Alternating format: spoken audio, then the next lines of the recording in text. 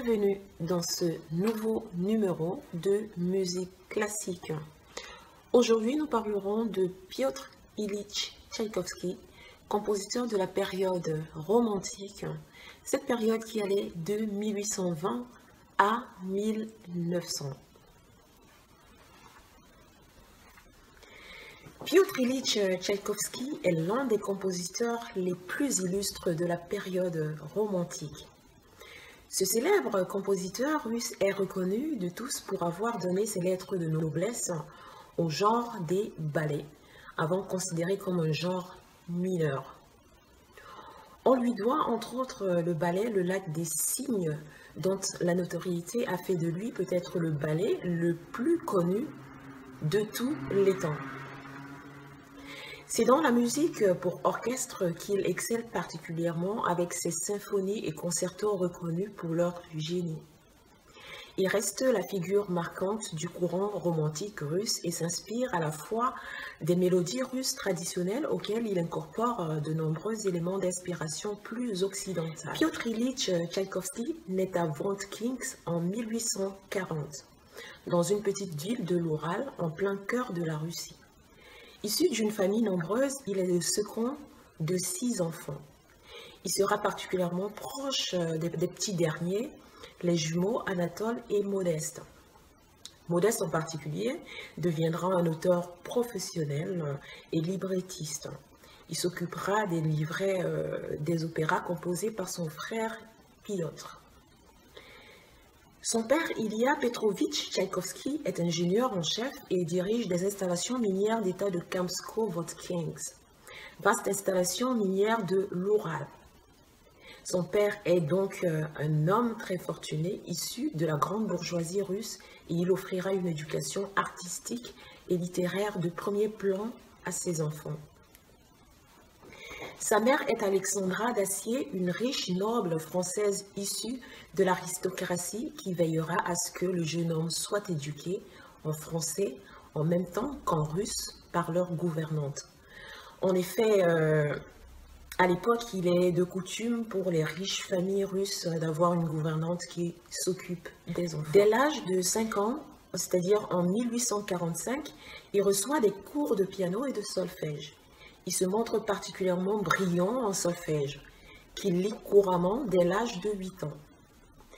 Parallèlement, on l'encourage à lire et à seulement 9 ans, il révèle une grande culture littéraire. En 1848, son père part à la retraite et s'installe à Moscou puis à Alapaev dans l'Oural. Piotr, lui, est envoyé à Saint-Pétersbourg, la capitale de la Russie à l'époque. Il est envoyé dans un pensionnat pour y poursuivre ses études de piano et faire des études de chant. On envisage le droit, mais on juge le jeune enfant prodige trop jeune.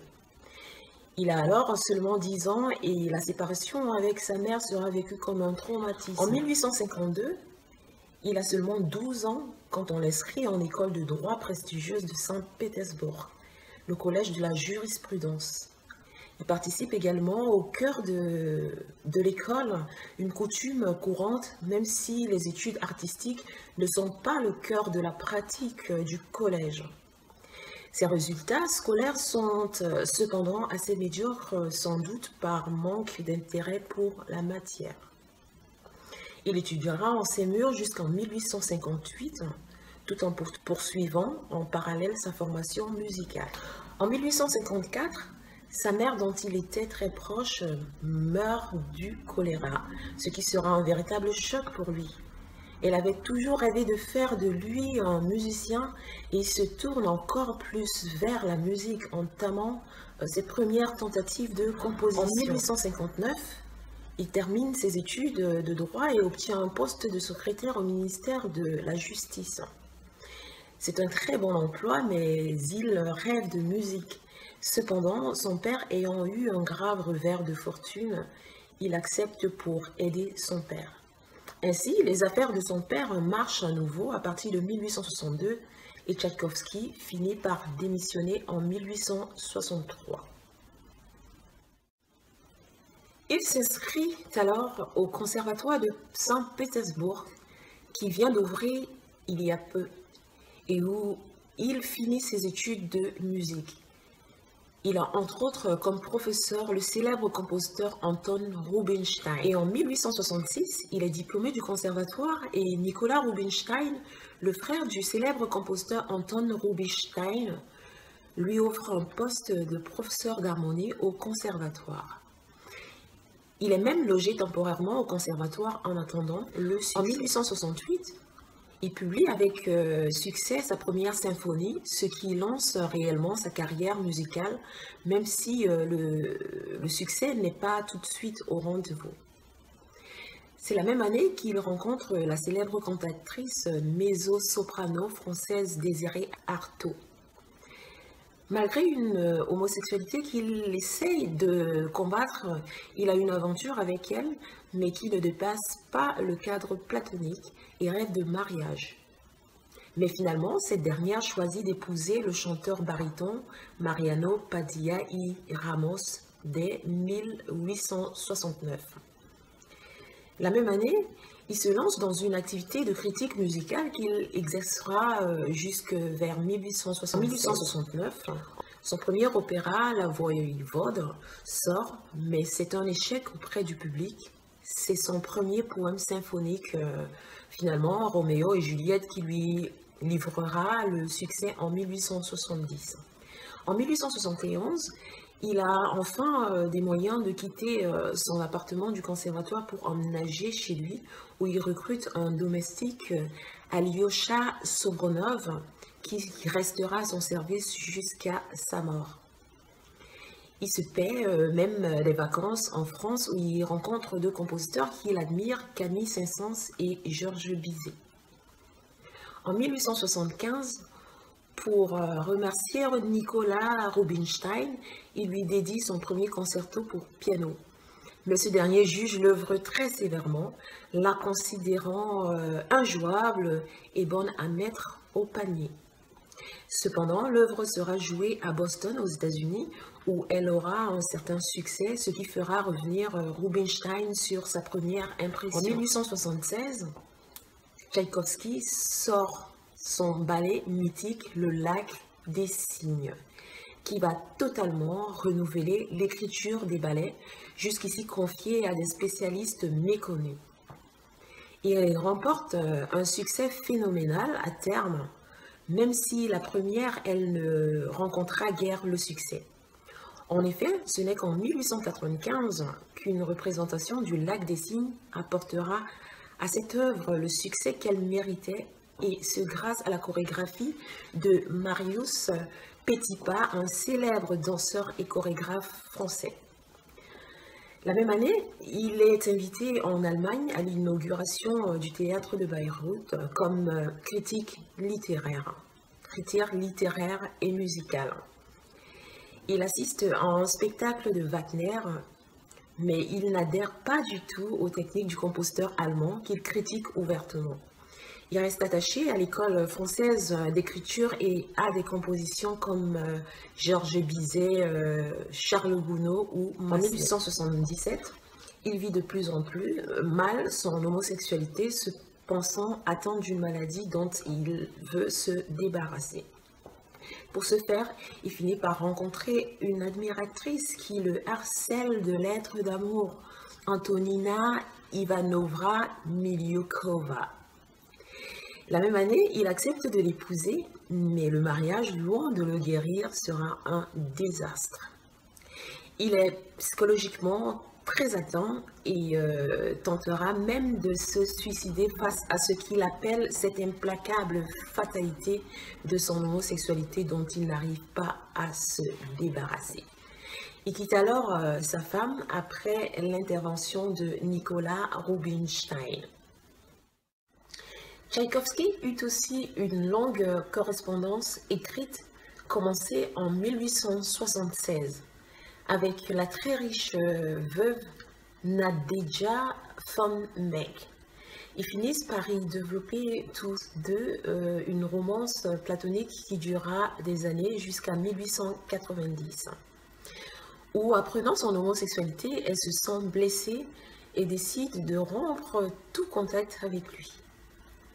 Pendant toutes ces années, cependant, la riche veuve lui octroiera une riche bourse qui lui permettra de vivre tranquillement de la musique sans pression de la réussite. En 1880, la mort de son père l'attriste profondément, mais elle est suivie en 1881 par la mort de Nicolas Rubinstein, son ami. En 1885, il achète une maison à Kling, une petite bourgade à 100 km au nord de Moscou, afin d'y profiter de la tranquillité. En 1886, il entame une tournée dans le Caucase en tant que chef d'orchestre sur ses propres œuvres. Et la réussite est au rendez-vous. Il poursuit sa tournée en 1867 par Moscou et Saint-Pétersbourg, avant de faire les grandes capitales européennes en 1868. C'est alors le sommet de sa carrière musicale et il a maintenant une réputation internationale. En 1891, il effectue une tournée aux États-Unis où il rencontre le succès, le même succès qu'en Europe. À son retour, il compose son fameux ballet Le Casse-Noisette pour Marius Petipa, le célèbre danseur et chorégraphe français. En 1893, enfin, sort une autre de ses œuvres les plus célèbres, sa fameuse 6e symphonie, plus souvent appelée symphonie pathétique, parce qu'elle se clôt par une lamentation déchirante. Et il meurt juste après l'avoir terminée. Cette œuvre qui, de son avis, était sa meilleure œuvre dans laquelle il avait mis toute son âme. Sa mort en 1893 reste mystérieuse. La thèse officielle veut qu'il soit mort du choléra après avoir bu de l'eau infectée. Mais on venait de dénoncer son homosexualité publiquement après le scandale d'une relation avec Victor Steinbourg, Fermor, le neveu d'un noble russe influent à la cour. Le maréchal du palais du Tsar, devant le scandale, les rumeurs disent qu'il se serait suicidé pour éviter l'opprobre.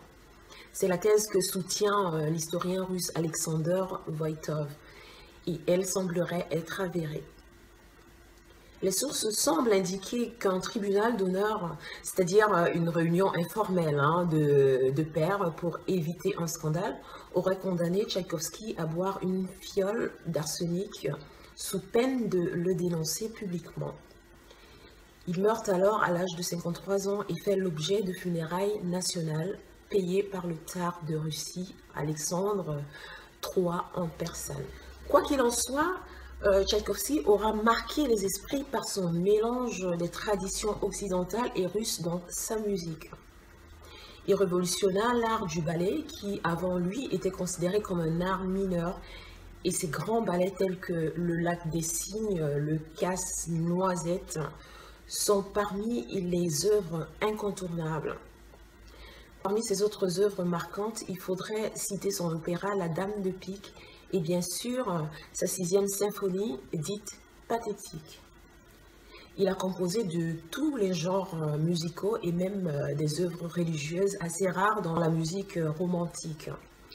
Mais c'est là dans la musique orchestrale qu'il excella véritablement. Cependant, certaines critiques de l'époque lui reprochaient un trop grand conservatisme dans son écriture musicale. Et pourtant, Tchaïkovski reste de fait le compositeur russe le plus connu, et l'on ne peut parler de la période romantique sans citer son œuvre.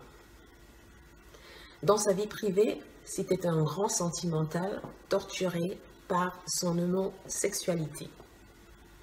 Voilà tout sur Piotr Ilyich Tchaïkovski, compositeur de la période romantique, cette période qui allait de 1820 à 1900. La prochaine fois, nous reviendrons en France, parce que là on a voyagé un tant soit peu. Il s'agira bien évidemment de Hector Berlioz. D'ici le prochain numéro, je vous souhaite une agréable journée et je vous dis à bientôt.